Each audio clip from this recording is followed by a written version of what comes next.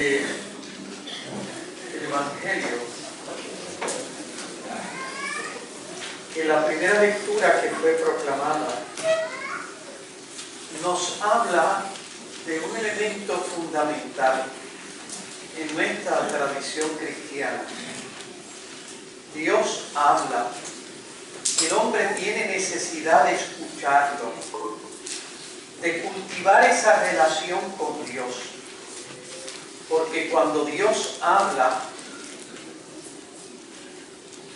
abre en nuestro corazón horizontes nuevos, nos abre el camino de la plenitud.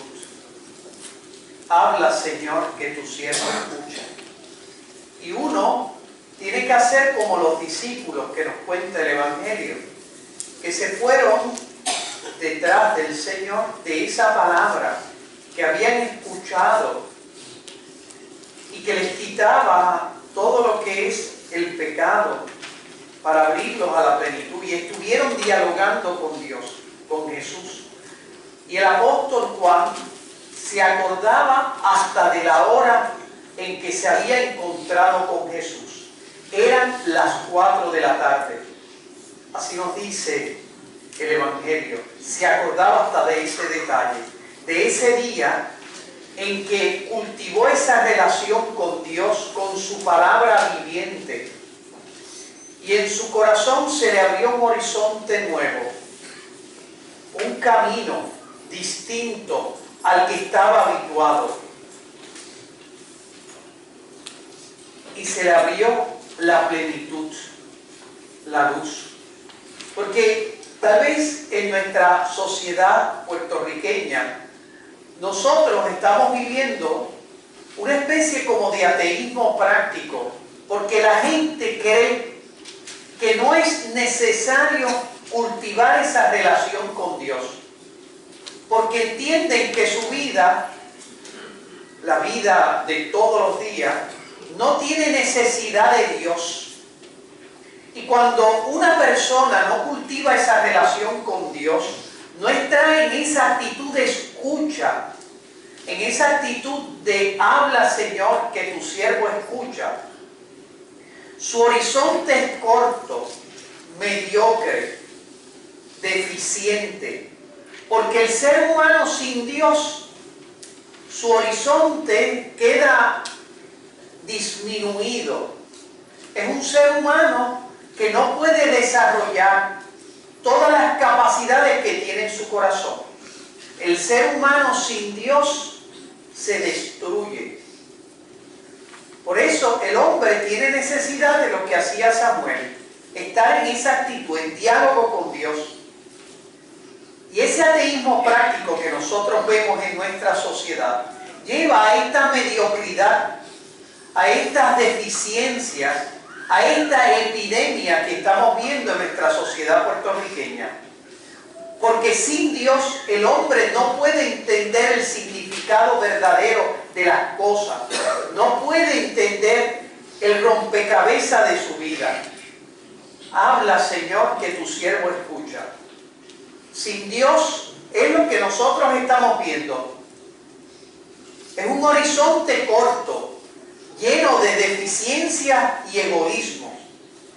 Y ustedes están viendo, contemplamos durante estos 13 días en que hemos ido acompañando esta familia devastada por esta tragedia, en la cual, como nosotros pudimos ver, pudimos acceder a la intimidad de una familia llena de fe.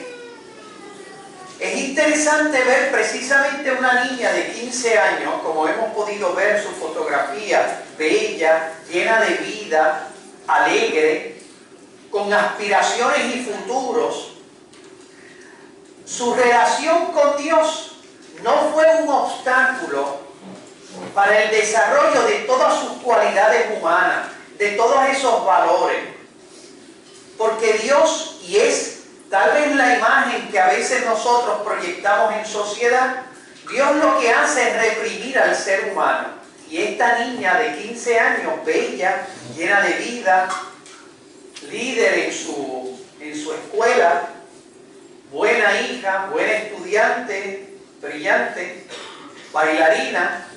Dios no fue un obstáculo, fue la garantía de ese horizonte grande, de ese horizonte pleno en la que esta niña desarrolló su vida, transmitido por sus padres, porque nosotros hemos sido testigos de una familia estable, matrimonio, trabajadores, que cumplieron su responsabilidad educativa de procrear y educar una hija, cultivando ese aspecto de la personalidad humana que es nuestra relación con Dios, el único que garantiza el horizonte pleno.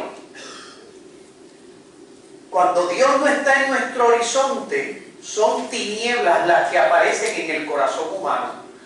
Y esos padres cumplieron su deber. Y hemos ido acompañando a esta familia. Decía su maestra de ballet, comentaba de que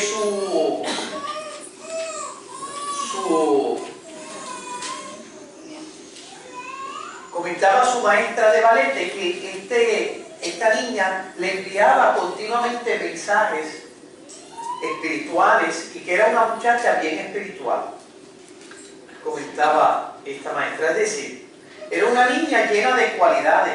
Y a veces nosotros pensamos que el cultivar a Dios nos va a imposibilitar de desarrollarnos humanamente. Pero es que Dios no nos quita nada. Dios nos da todo. Y fíjense que cuando nosotros vemos esta tragedia, ¿y por qué nosotros hemos visto esta tragedia en esta familia? Porque a la vez que vemos esta familia y sus valores, vemos este horizonte pequeño de personas que no tienen ningún sentido de respeto en los demás, en el otro. Porque ustedes han visto estas personas que uno puede imaginar, unos seres humanos que el 31 de diciembre creen que disparar al aire es un modo de celebrar o de cultivar la alegría. Es decir, de seres humanos que no le importan las consecuencias sobre los demás, porque es ese horizonte pequeño. Cuando Dios no está en el corazón del hombre, en vez de desarrollar esos valores que dignifican al ser humano, se desarrollan esas fuerzas que lo deshumanizan. No existe el otro, sino existo yo. Los demás son una especie de escalera para subir. No es los demás visto en el horizonte de los que cultivan su relación con Dios, como Madre Teresa de Calcuta, donde ustedes ven una mujer que su horizonte no es que los demás, a ver qué yo puedo sacar, sino que su horizonte era qué yo puedo hacer para servir a los demás. Los demás no son escaleras, son alas de sacrificio, de generosidad, de entrega. Y eso es lo que hace feliz a un ser humano. Esta sociedad nuestra nos enseña el horizonte distinto. Nos dice que el egoísta, que el que no piensa en los demás, va a ser feliz.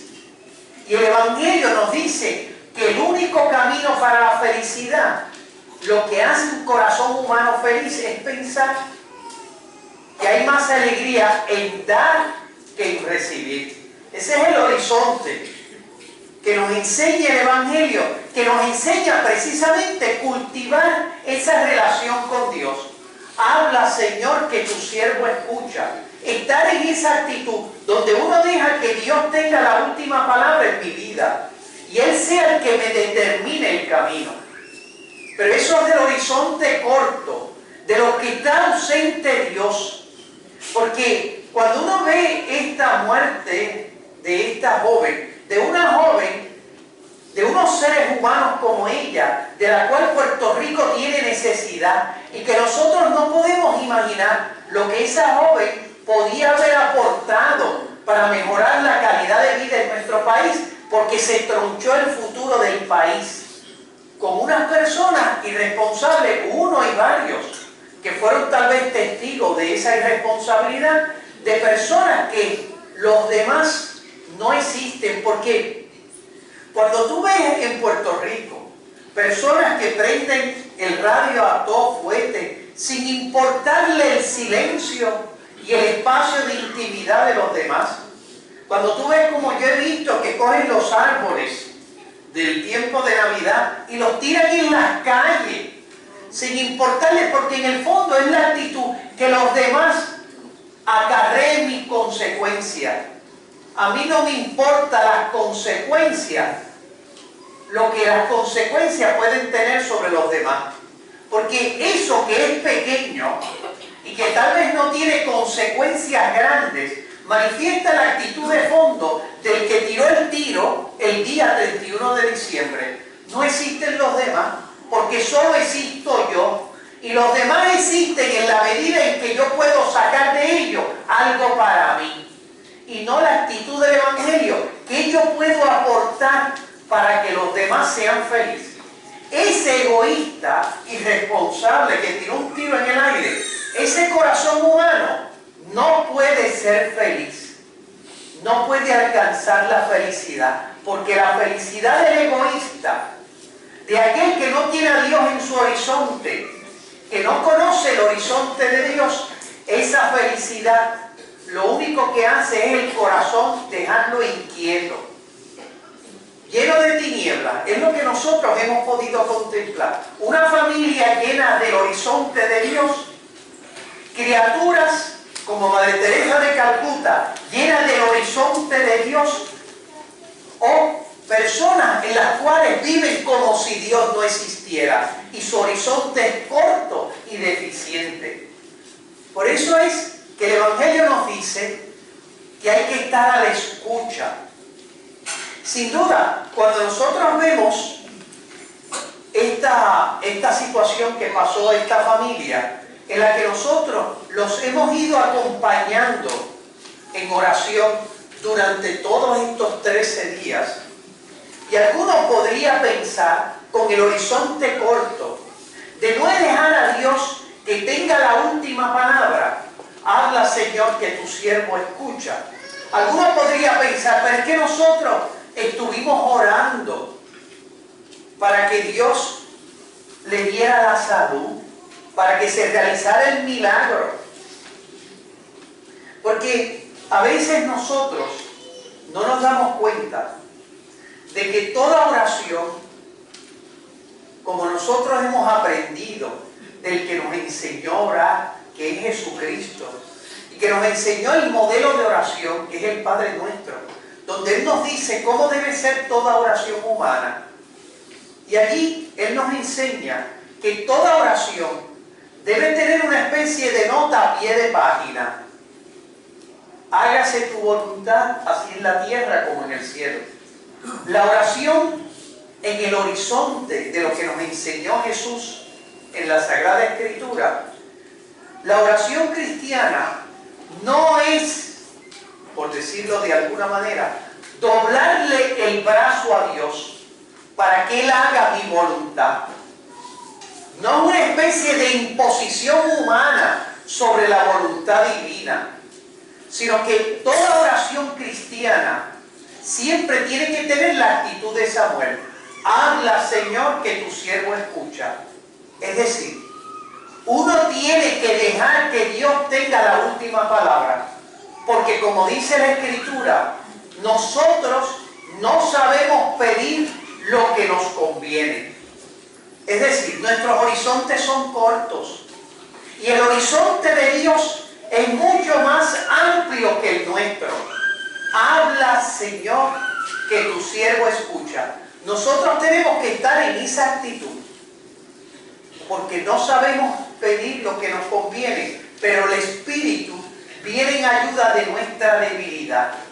Es como, y por eso Jesús, cuando nos quería enseñar este horizonte nuevo de la oración, de esta especie de confianza, Señor, yo creo que este es el plan mejor para mi vida, pero sé que el plan tuyo es mucho mejor. Hágase tu voluntad. Por eso es que Jesús en el Evangelio, cuando nos hablaba de la oración, siempre utilizó la imagen de las peticiones que los hijos hacen con su papá. Jesús dice en el Evangelio, si ustedes que son malos saben dar cosas buenas a vuestros hijos, ¿cuánto más vuestro Padre del cielo dará el Espíritu Santo a aquellos de los que se lo piden? ¿Qué significa esto? Cuando tú, los niños en tu casa, te piden algo, hay a veces que tú no se los das. Y miren, por experiencia propia, yo no tengo hijos, ¿verdad? Pero el que Dios no le dio hijos, ¿verdad? Los ángeles le dan sobrinos, ¿verdad? Y además tengo todos estos nenes que me siguen en la parroquia, ¿verdad? Y la verdad es que yo soy fácilmente manipulable.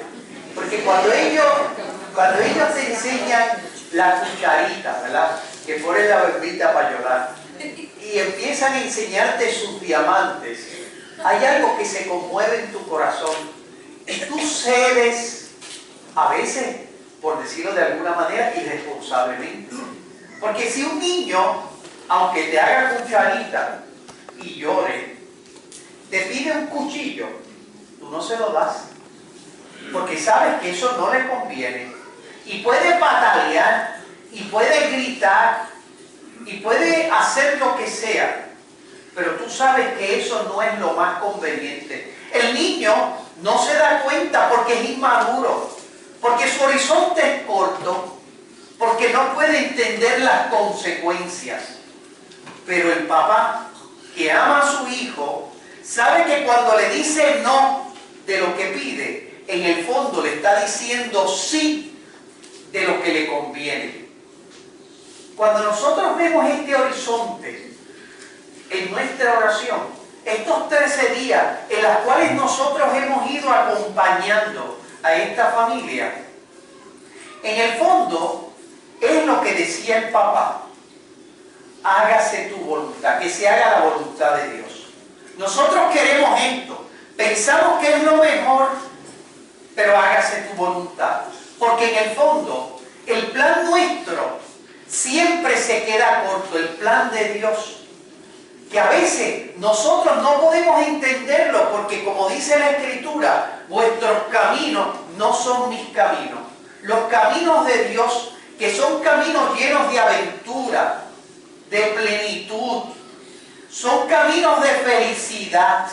A veces nosotros no los entendemos, y ese es el momento en el cual el creyente que quiere que sea Dios el que tenga la última palabra, el creyente tiene que ponerse en las manos de Dios y ofrecerle a Dios: Señor, hágase tu voluntad. Y uno encuentra en esos 13 días en los que nosotros hemos ido acompañando a esta familia serenidad. Es que en el fondo, cuando esta niña murió, no fue el irresponsable que lanzó el tiro en el aire y que asesinó a esta criatura. Él no fue, ese irresponsable no fue el que tuvo la última palabra. No la tuvo la última palabra la enfermedad o la muerte. No, la última palabra en la vida de esta niña la tuvo Dios. Y la oración al final no se convirtió en torcerle el brazo a Dios, sino la oración al final se convirtió en ponernos en las manos de Dios. Como dice la Escritura, como un niño en brazos de su madre, espere Israel en el Señor.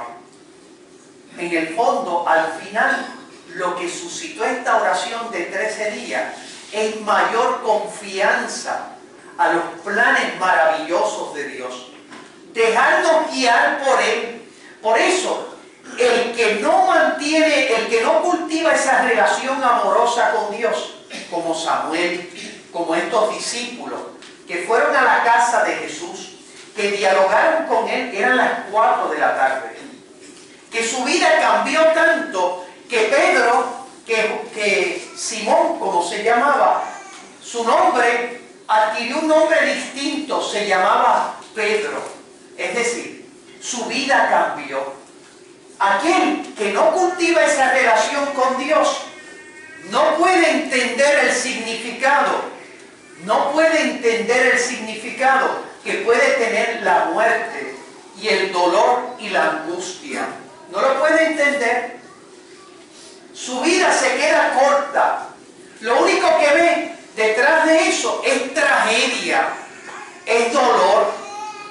Solamente el que mantiene esa relación con Dios puede entender el significado pleno de este acontecimiento de 13 días, que sin duda es una especie de llamada divina. Dios está hablando. Si nosotros somos capaces de escucharlo, es que esta sociedad nuestra, que uno puede pensar, es que simplemente cambiando de persona, o proponiendo planes, o trayendo leyes nuevas, no. Su raíz, en el fondo, es una raíz mucho más profunda.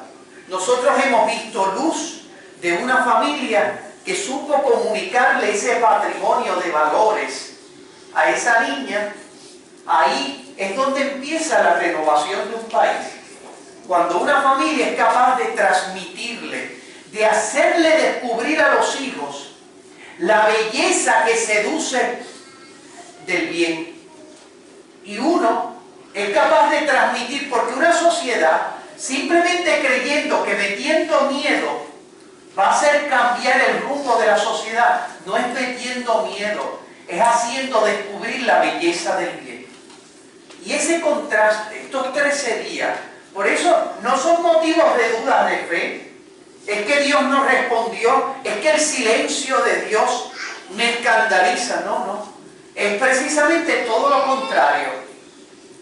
Dios respondió. Dios no estuvo en silencio. Dios no fue insensible. Al contrario, si nosotros lo escuchamos, habla, Señor, que tu siervo escucha, vamos a entender, vamos a descubrir ese camino que estos 13 días ha abierto en el corazón de los creyentes. Dios respondió, no como tú y yo queríamos. Hubiésemos querido que esa niña se levantase de ahí y pudiese continuar su sueño. Dios respondió de una manera mucho mejor, porque lo que Dios nos ofrece en su aventura y en su camino, podríamos decir, es lo que dice la Escritura: ni el ojo vio, ni el oído oyó, ni vino a la mente del hombre lo que Dios tiene preparado para los que le aman. Por eso le pedimos a María, nuestra madre. Ella encontró en su vida esos contrastes, esa incapacidad humana. ¿Cómo será posible esto? Cuando Dios le abrió el camino, para ella era un camino, por decirlo así, era casi como cruzar el Niágara en bicicleta. Sin embargo, María tuvo confianza en Dios. Dejó que Dios tuviese la última palabra. De alguna manera, lo que dice la Sagrada Escritura que afirmó Samuel, habla, Señor, que tu siervo escucha. María lo vivió en su experiencia de Nazaret. He aquí el espacio en su vida para que Dios tuviese la última palabra. Por eso le pedimos a ella desde el cielo que nos ayude también a nosotros a entregar nuestro corazón a Dios, dejando que Dios sea el que dirija nuestra vida. Así sea.